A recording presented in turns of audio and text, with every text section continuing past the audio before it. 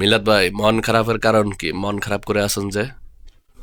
বাইরে মনে অনেক কষ্ট। কষ্টটা কেমন? বাবা মা, প্রত্যেকটা বাবা মা ছেলে সন্তানের কাছে অনেক প্রিয় একজন মানুষ। ছেলে সন্তান যখন বিয়ে করে, ওই বউটাও ছেলের জীবন সঙ্গিনী।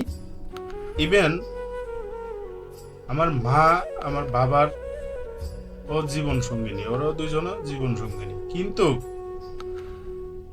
বাবা মা বুঝে না যে ছেলে সন্তানের সব সময় চিন্তা করে যে বোর কথা উঠে বসে। হ্যাঁ, কিন্তু এটা বুঝে না যে আমার বাবা যেরকম আমার মার জীবন সঙ্গিনী, তার ছেলেও তো ছেলের বোর জীবন সঙ্গিনী। এই জিনিসটা বুঝে না। এই জন্য মনে অনেক কষ্ট। ছেলের মানুষ বাবা মার মন রক্ষা করতে হয়, বড় মন রক্ষা করতে হয়। জীবনটা অনেক কষ্টর ভাই, ভালো লাগে না কোনো কিছু। তা মানে এই জন্যই কি মন খারাপ করে বসে আছেন? ভাই, মনটা খুব খারাপ। মানে কি বলবো, মাঝে মাঝে অনেক কিছু চিন্তা করি।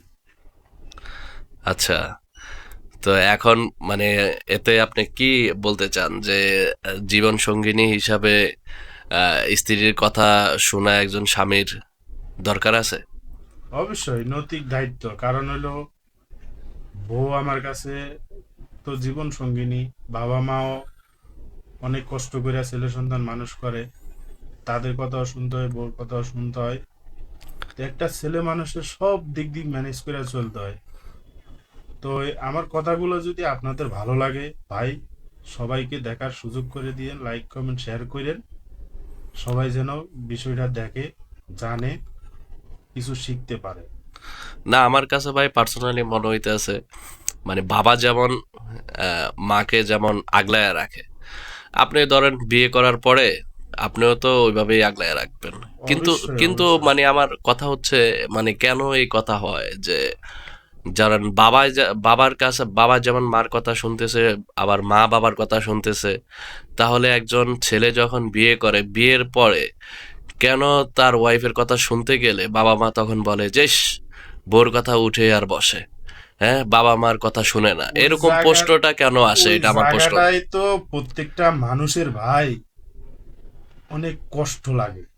প্রত্যেকটা পুরুষ মানুষের এই জায়গাটাই কষ্ট লাগে। বাবা মারও বোঝা উচিত যে একজন বউ তো আমার ছেলের জীবন সঙ্গী। প্রত্যেকটা বাবা মাও এটা বোঝা উচিত। ধন্যবাদ, ভালো থাকবেন।